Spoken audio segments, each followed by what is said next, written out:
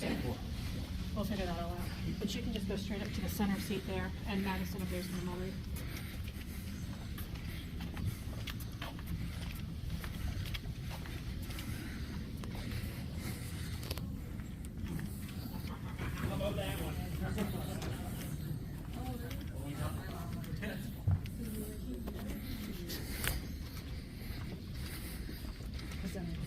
All right, we're going to go ahead and get started with tonight's post-race media availability. We've now been joined by slow motion coming from you. Can you kind of go through that last restart and just everything? Yeah, it's been it's been many races. I'm not sure how many since we won there at Texas a couple of years ago. So just feels so good. We struggled the first part of the race pretty bad. We're just too tight to really carry good speed. Got it freed up. Then we were on too loose on the on the loose side of it. I think we couldn't carry speed. We had a couple quick cautions there at the end. So Jimmy and Dustin, the boys, did a good job getting the balance darn near perfect there for those last couple green white checkers or green white yellows. That happened, and we had some good restarts, a good balanced truck at that point, and just a really good launch next to Grant there at the end, and he raced me super clean, gave me enough air on the right side, obviously, and we were able to slip out front. All right, we're going to go ahead and open it for questions. If you have a question, please raise your hand. We're going to start with Zach and then behind him.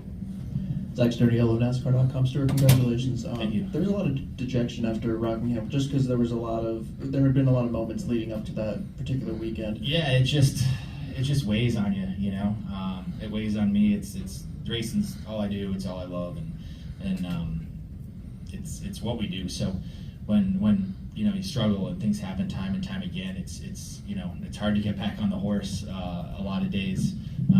We got 14 great guys in the shop that give their heart and soul to this race team, and we keep bringing back wrecked trucks and just finishes that they don't deserve. It wears a lot on me, and it was tough after that, after having so many great trucks to start this season and good speed and not getting the finishes those guys deserve. So this feels really, really good. We were able to take a truck that wasn't that great and just tune on it and got it really good at the end. Go ahead, Taylor. Taylor DeSorma with MLive.com. Is this almost like a home race for you, being a few hours away? And what are your earliest memories of this track? It is. I grew up with my family that owned and promoted Ransomville Speedway, which is only 4.5, 5 hours from here. And I remember one Friday night, my grandfather was like, "All right, we're getting a motorhome and we're going to Michigan." And I jumped in with him and a couple buddies, and we camped way out on the back 40 over there. And came in, and I sat with some other friends of my dad's in the grandstands. I forget what year it was. It had to be probably 94, 95, something like that, maybe even earlier than that. And Rusty Wallace won down there in the same checkerboard square that we get to stand on today. So that was my first time here, and never thought in a million years I'd be here, let alone racing or or in victory lane. So it's been many years. And a lot of great memories and a lot of great people that have been behind me, for so long to get us here. Additional questions for Stewart? We'll go to Chris and then Bob.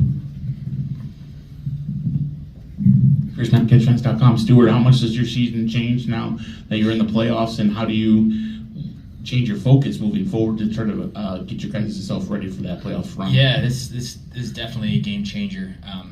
With the amount of points we lost here over the last month or 2 months. It puts a lot of wind in our sails. Like I said, the guys have been working so hard to prep for the playoffs, and we talked in the hauler. It was like, all right, is this? I forget. I think Caitlin or somebody came in and was like, all right, is this a must-win for you? And we're like, no, we just need to be, consistent and have good runs and make points. And then how the first part of this race was going, it was like, man, we weren't even anywhere near a stage point or the top 10, all day, and then just kept working on it. Missed that big wreck on the front, I forgot about that, and it was just got crazy there at the end, and we were able to pick off a couple, and then have a shot at it. So my grandfather always said the points are a sucker's game, and you go for wins and the money, and that's what we'll keep going for. We'll keep putting our best foot forward every week. We got a good lineup of trucks that we're going to bring to the tracks. We get a little bit of a break here with a week off, and then some more home races. We go to next? Lime Rock? I believe. Yeah. Oh, Pocono. Yeah, thanks, Bob. So we go to Pocono, which is another only 3 hours from my house in Albany. Then we go to Lime Rock, which is only 2 hours away. So it feels really, really good to get some momentum rolling now that we got a lot of home games on the schedule. Were you surprised nobody took the Bob late on that restart? I was. I thought Corey was going to take it. You know, I was like, no way is one of these three in front of me going to give it up. And, you know, Chris Lambert's my spotter. He's, you know, obviously Denny's on Sunday and the best in the business. And we just had a little chat, and I'm like, man, if nobody takes it, I'm taking it. But if Corey takes it, I'm going to line up third on the top. Just because I've lined up third on so many restarts here lately, it feels like, and you just get pinched in the middle 3 wide, and it's just a tough place to restart from. In my shoes. So you know, when Corey lined up behind Grant, and then, you know, Ben lined up behind him, I'm like, all right, we'll give ourselves a shot at it. If it doesn't work, we get swallowed up in the middle. Whatever, we had a shot, and we took it. So it feels really good to, you know, we just got a really good launch. No idea what was going on behind me. Chris, you know, called an awesome, you know, last 2 laps there, and you know, we were able to get clear. Grant, he raced me super clean, and appreciate him for that, and you know, it worked out. We'll come up to Bob and then to Jasmine. Bob Chris Fox Sports. You were in the last Michigan race that went kind of like this one almost. Did you have a feeling it was going to be like that? As far as the chaos at the end, or just the long run? Chaos at the end. No, I didn't. You know, we went so long with really no cautions. Everybody got single file. You know, we were in the back just fighting dirty air and fighting the balance of our truck for so long, and it was like, I'd look up and I'm like, man, everybody's just kind of like spread out. You know, nobody's really getting runs or forming up enough energy to make runs. And I'm like, all right, this thing's just gonna, you know, go to the end. We're gonna have maybe a green flag stop, you know, in the last stage, and then it's gonna go. And then, you know, just started getting wild there, and that's when we were able to capitalize on that. You know, work on our truck and have a shot at it. And like at the start of the overtimes, did you ever thought that you could win this thing? Like, did you like, okay, there could be a couple? And after our last pit stop, and we fired off, and we had like one corner through 1 and 2 before I forget who wrecked somebody, and it was like, oh, all right, now I got a balance. Now I got something I can run wide open and be confident in. And then it was like, okay, we got a shot as long as we can time the runs right, get the right runs. And you know, yeah, after that, I thought we had a shot at it if it went right, and it worked out for us, and it went right. Evening, Jasmine Sharp with the podium finish. How important do you think overall it is to have that strong bond with your fellow crewmates and all that when it came to it? I mean, it had to be just crazy going from wreck to restart to wreck, and being able to have such a great spotter to be able to guide you through that. Yeah, it's awesome. Our team is super tight. You know, we all go out for dinner together when we're on the road. That's something, you know, I'm proud of, that the guys actually want to hang out with me. So that's cool.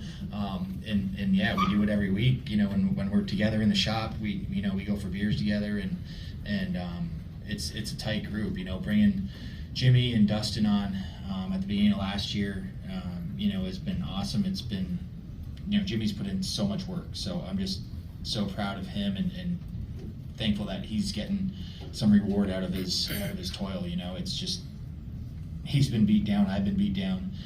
You know, you look at each other and go, can we even do this anymore? You know, a lot of the time. So it feels good. I'm proud of our guys in our fab shop that are hanging bodies and building chassis, and yeah, like I said, it's a tight group, and just proud of everybody. I know everybody's really, really, really gonna savor this over the off week here. Come up front. Kevin Schwarzy, Stock Car Facts. Obviously, wins are important, but there's got to be more to it to keep you going here. That's a great question. Obviously, at this level, sponsorship is huge. So, you know, Chris Larson and Helmar International, Al Hankey at Mohawk Northeast, all our great product sponsors. We got a ton, Gunk Products, Draco Springs. I mean, there's a whole group. FK Roddins, Maria's been with me for forever, and that's what keeps the financial side going, that Jess and I deal with, you know, during the week, and you know, trying to get bills paid and all that kind of stuff. But the wins are what makes this deal go, and makes me want to keep going. And Bob asked me in the media day at the beginning of the year, he's like, why do you keep coming back? And I'm like, man, I think if we, can get our ducks in a row, we can win again. I feel good. I'm obviously older, but I feel really, really good with my health, and we got great trucks and we got good people, and it's like someday it'll all just click, and that's what keeps us coming back.